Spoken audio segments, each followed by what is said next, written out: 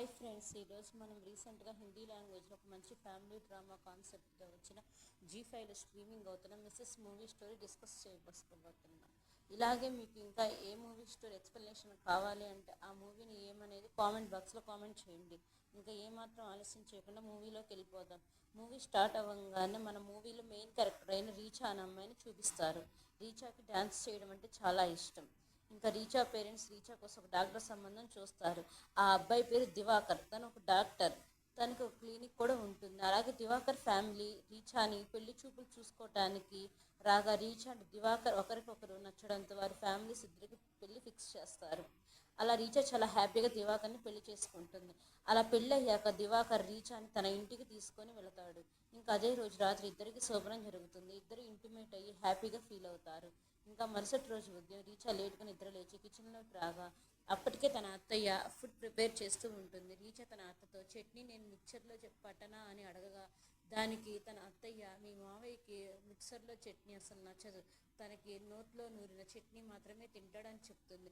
అప్పుడే పక్కింట్లో ఉండే సావి అనే అమ్మాయి వచ్చి వారికి ఆకుకూరలు ఇచ్చి రీచాని పరిచయం చేసుకుంటుంది. రీచాకి క్లోజ్ అవుతుంది. ఇంకా రీచాకి ఒక అలవాటు కూడా ఉంటుంది. అదేంటంటే రీచా వంట చేసేటప్పుడు అందులో తినే పదార్థం ఉంటే రీచా కొంచెం తీసుకొని నోట్లో వేసుకొని తింటూ ఉంటుంది. సీన్ కట్ చేస్తే అదే రోజు రాత్రి అందరు డిన్నర్ చేశాక దివాకర్ అమ్మ కిచెన్లో వంట పాత్రలని క్లీన్ చేస్తూ ఉంటుంది. అది చూసిన రీచా అత్తయ్య వాటిని అలాగే వదిలేయండి, ఉదయం పని మనిషి రాగానే క్లీన్ చేస్తుందిలేండి అనగా దానికి తన అత్తయ్య లేదమ్మా కిచెన్లో మరో వంట పాత్రలు క్లీన్ చేయకుండా వదిలేయకూడదు అనగా రీచా నేను క్లీన్ చేస్తా ఉంటుంది. దానికి తన అత్తమ్మ ఈ రోజుకి నేను క్లీన్ చేస్తాను నువ్వు వెళ్ళు అనడంతో రీచా తన బెడ్రూమ్లోకి వెళ్ళిపోతుంది.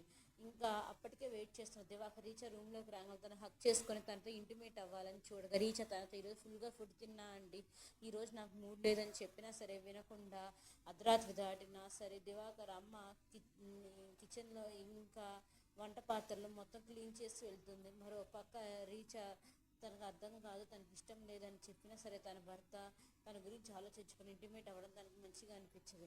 నెక్స్ట్ సీన్ దివాకర్ అమ్మ ఉదయం 6 గంటలకే నిద్ర లేచి తను చేయాల్సిన పనులు మొదలు పెడుతుంది. తన భర్తకి జీలకర్ర కలిపిన వాటర్ తాగడానికి ఇచ్చి తర్వాత తన బట్టలు ఇంకా షూస్ రెడీగా పెట్టి తర్వాత కిచెన్లోకి వెళ్ళి ఉదయానికి టిఫిన్ ప్రిపేర్ చేయడం స్టార్ట్ చేస్తుంది. ఇంకా రీచా కూడా కిచెన్లోకి వచ్చి తన అత్తయ్యకి హెల్ప్ చేస్తుంది. మరో పక్క దివాకర్ లేవగానే టెన్నిస్ ఆడటానికి వెళ్ళి వస్తాడు. అలా దివాకర్ ఇంటికి వచ్చి స్నానం చేసి కిచెన్లో ఫుల్ బిజీగా ఉన్న రీచాని పిలుస్తాడు.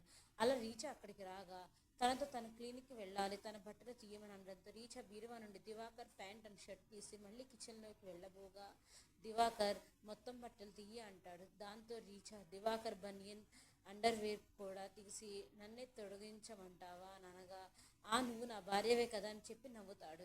నిజానికి అదే రూమ్లో ఉన్న తన బట్టలు దివాకర్ తనే తీసుకోవచ్చు, కానీ కిచెన్లో పనిచేస్తున్న రీచాని పిలిచి మరీ తనతో పని చేయించుకుంటాడు.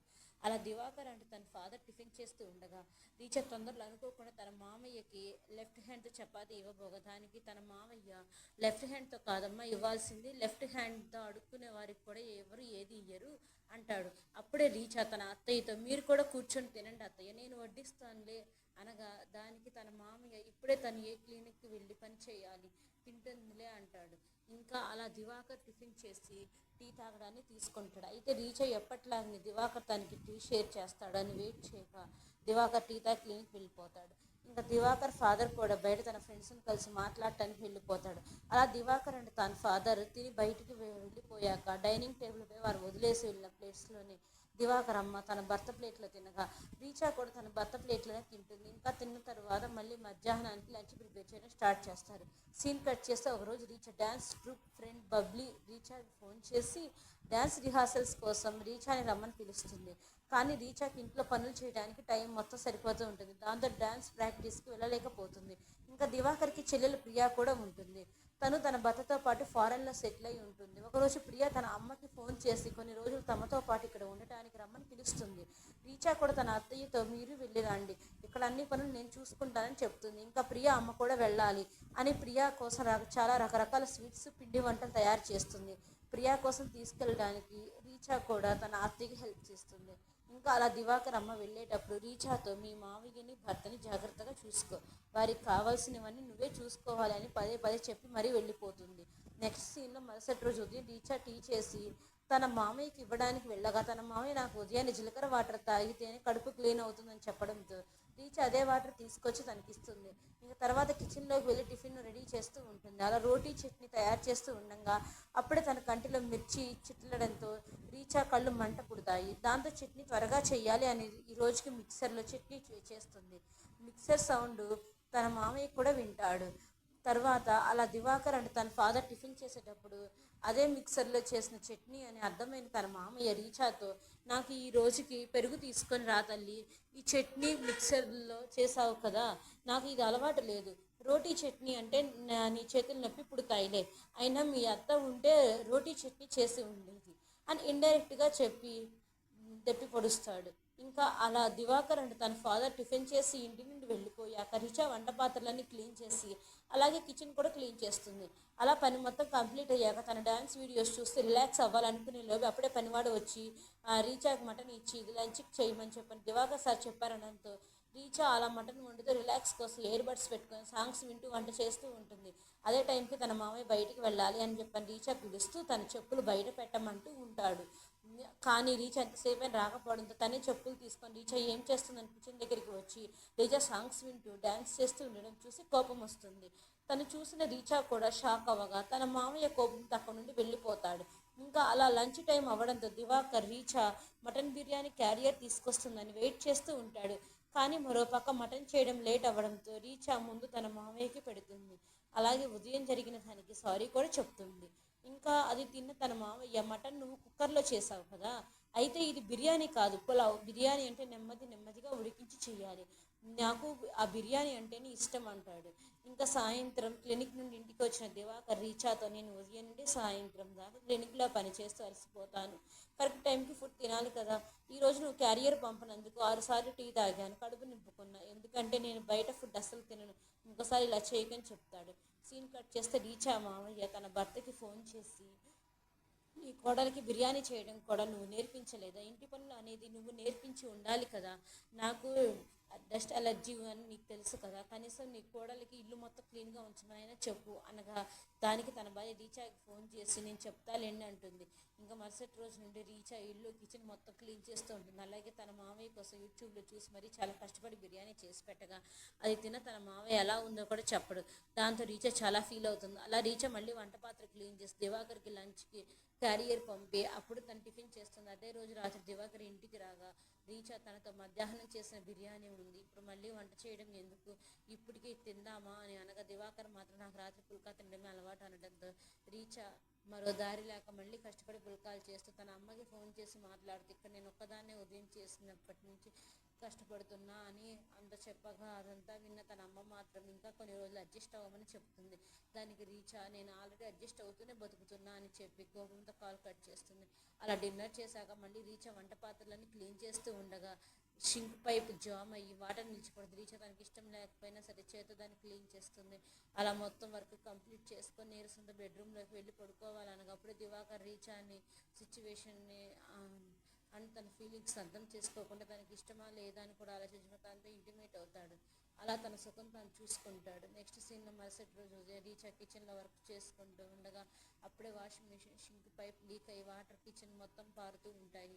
అది చూసిన రీచా అదే విషయం దివాకర్కి మెసేజ్ పెట్టి ఇంటికి ప్లమ్మని పంపమని ఉంటుంది. ఇంకా తర్వాత రీచా తన మావయ్య బట్టలు వాషింగ్ మిషన్లో వేస్తూ ఉండగా అది చూసిన తన మావయ్య అక్కడికి వచ్చి వాషింగ్ మిషన్లో బట్టలు ఉతికి నా బట్టలు పాడవుతుంది అని చెప్పడంతో రీచాకి మరో దారి లేక తన మావయ్య బట్టలు తనే ఉతుకుతుంది. ఇంకా సాయంత్రం దివాకర్ ఇంటికి రాగా రీచా తనతో ప్లంబర్కి చెప్పమని మెసేజ్ చేశాను కదా, చెప్పారా అని అడగగా దానికి దివాకర్ బిజీగా ఉండి మెసేజ్ చూడలేడు అని అంటాడు.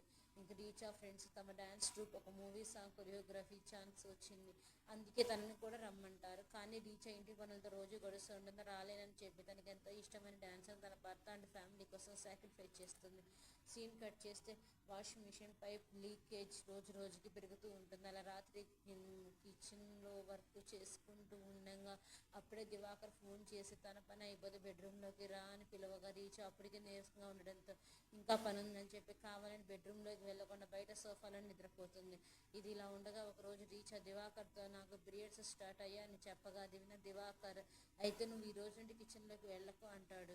దానికి రీచా ఎందుకు అని అడగగా నీకు రెస్ట్ కావాలి కదా, అందుకే 5-6 రోజుల దాకా నువ్వు కిచెన్లోకి వెళ్ళకు, ఇప్పటికే నేను టీ అండ్ టిఫిన్స్ బయట నుండి తీసుకొస్తాను, ఆఫ్టర్నూన్ నుండి మా క్లినిక్లో పనిచేసే మహిళ ఇంటికి పంపుతాను, నీ పీరియడ్స్ కంప్లీట్ అయ్యేదాకా తనే వంట చేస్తుంది, ఇల్లు క్లీన్ చేస్తుందని చెప్తాడు. అయితే దివాకర్ అలా కిచెన్లోకి వెళ్ళక అని ఎందుకు చెప్పాడు రిచాకు అర్థం కాదు. ఇంకా అలా దివాకర్ క్లినిక్ నుండి ఒక మహిళ వచ్చి రిచా పీరియడ్స్ కంప్లీట్ అయ్యేదాకా తనే ఇంట్లో వంట పనులు చేస్తూ ఉంటుంది. అయితే దివాకర్ అని తన ఫాదర్ కోరుకున్న లాంటి ఫుడ్ కాకుండా ఆ మహిళ ఏదైతే వచ్చో అదే చేసి పెడుతూ ఉండడంతో దివాకర్ అని తన ఫాదర్కి మరో దారి లేక అదే తింటూ రీచా పీరియడ్స్ ఎప్పుడు కంప్లీట్ అవుతాయో తాము కోరుకున్న ఫుడ్ ఎప్పుడు తింటామని వెయిట్ చేస్తూ ఉంటారు. ఇంకా రీచా తన ఫోన్లో తన డ్యాన్స్ వీడియోస్ చూస్తూ బాగా ఆలోచించి ఒకరోజు తన డ్యాన్స్ అకాడమీలో ఒక డ్యాన్స్ టీచర్ జాబ్ కోసం అప్లై చేస్తుంది. నెక్స్ట్ సీన్ అలా రీచా పీరియడ్స్ కంప్లీట్ అవ్వగానే రోజు టిఫిన్స్ అన్నీ రెడీ చేసి తన భర్త అని మామయ్యకి పెట్టి తన మామయ్యతో నాకు డ్యాన్స్ అంటే చాలా ఇష్టం, మామయ్య పెళ్ళికి ముందు నుండే నేను డ్యాన్స్ టీచర్గా ఉన్నాను, అందుకే నేను డ్యాన్స్ టీచర్గా జాబ్ చేయాలనుకుంటున్నా, నాకు ఒక డ్యాన్స్ ట్రూప్ కూడా ఉంది అని చెప్పగా అది విన్న దివాకర్ అది నీ హాబీ కదా, దానికోసం జాబ్ ఎందుకు అంటాడు. దానికి దివాకర్ ఫాదర్ కూడా మన ఫ్యామిలీలో ఆడవారు ఎవరు జాబ్ చేయరని అంటాడు. అది విని రీచా ఫీల్ అవ్వగా దివాకర్ తనతో నువ్వేం బాధపడకు, దీని గురించి మనం నాన్నతో తర్వాత మాట్లాడదాం అని నచ్చ చెప్తాడు. ఇంకా అలా ఒకరోజు దివాకర్ ఇంటికి తన రిలేటివ్స్ అయిన మున్నాబాయ్ అండ్ తన భార్య వస్తారు. అయితే మున్నాబాయ్ కొంచెం ఓవర్ యాక్షన్ చేస్తాడు. ఈరోజు తనే మటన్ బిర్యానీ చేస్తాను అని కిచెన్ ఈరోజు తనకి వదలమని కిచెన్లోకి వెళ్ళి మటన్ బిర్యానీ చేస్తాడు. అలా అందరూ ఉంటారు. అందరూ తిని పడుకున్న తర్వాత రీచా కిచెన్లోకి వెళ్ళి కిచెన్లో పరిస్థితి చూసి షాక్ అవుతుంది. ఎందుకంటే మటన్ బిర్యానీ చేసిన మున్నాబాయ్ కిచెన్ మొత్తం డస్ట్బిన్లా చేసి ఉంటాడు, ఏది క్లీన్ చేసి ఉండడు. అది చూసిన రీచాకి చాలా కోపం వస్తుంది, కానీ ఏం చేయలేని పరిస్థితి. అలా ఇంకా తనకి మరో దారి లేక వంట పాత్రలు కిచెన్ మొత్తం క్లీన్ చేయడం స్టార్ట్ చేస్తుంది. అలా కిచెన్ మొత్తం క్లీన్ చేసేలోపు అర్ధరాత్రి 1 గంట అవుతుంది. ఇంకా మరుసటి రోజు ఉదయాన్నే దివాకర్ అంటే తన మామయ్య కోసం టిఫిన్ రెడీ చేసి లంచ్ టైం ఫుడ్ ప్రిపేర్ చేసి ఈరోజు తనకి మ్యూజిక్ టీచర్ జాబ్కి అప్లై చేసి ఇంటర్వ్యూ ఉండడంతో రీచా రెడీగా ఇంటర్వ్యూకి వెళ్ళబోగా అక్కడే ఉన్న తన మావయ్య తనని చూసి ఎక్కడికి వెళ్తున్నావమ్మా అని అడుగుతాడు. దానికి రీచా నేను చెప్పాను కదా మావయ్య మ్యూజిక్ టీచర్ జాబ్ కోసం అప్లై చేశాను అని, ఈరోజు ఇంటర్వ్యూ ఉందని చెప్పగా అది విన్న తన మావయ్య నేను వద్దని చెప్పాను కదమ్మా, నీకు తెలుసు మీ అత్తయ్య పిహెచ్డి చదివింది, అయినా కానీ తన ఫ్యామిలీ కోసం అన్నీ మానేసి మా కోసం ఇంటి దగ్గరే ఉంటూ అన్ని పనులు చేసుకుంటుంది కదా అంటాడు. రీచా తనని ఎంత కన్విన్స్ చేయాలని చూసినా సరే తన మామయ్య రీచా మాట వినడు. దాంతో రీచా చాలా ఫీల్ అవుతుంది. తనలో టాలెంట్ ఉన్నా సరే దాన్ని యూజ్ చేసుకోలేని సిచ్యువేషన్లో ఉన్నా అని ఎమోషనల్ అవుతుంది. ఇది అలా ఉంటే రీచా భర్త దివాకర్ మాత్రం రీచా హ్యాపీగా ఉందా లేదా, తను ఏదైనా చెప్పాలి అనుకుంటుందా, తన ఫీలింగ్స్ ఏంటి, అసలు రీచా గురించి ఏమి అనిసిన రాత్రి అవ్వగానే బెడ్ మీద తన సుఖం కోసం రీచాకి ఇష్టం లేకపోయినా సరే తనతో ఇంటిమేట్ అవుతూ ఉంటాడు. తన భర్తే తన గురించి ఆలోచించకపోవడంతో రీచా తన ఫీలింగ్స్ ఎవరితో షేర్ చేసుకోవాలి అర్థం కాక తనలో తానే చాలా బాధపడుతూ ఉంటుంది.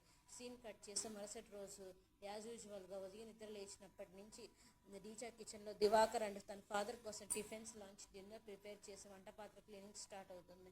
దాంతోనే డే ఎండ్ కూడా అవుతూ ఉంటుంది. ఇంకా వాష్ మిషన్ పైప్ లీక్ సరి చేయడానికి ఇప్పటిదాకా దివాకర్ ప్లంబర్ని పిలిచి ఉండడు. లీకేజ్ నీరు మరింత పెరుగుతూ ఉంటుంది. అది చూసిన రీచా దివాకర్ ఇప్పటికైనా ప్లంబర్ని పిలిపించి రిపేర్ చేయించమని చెప్తూ ఉంటుంది.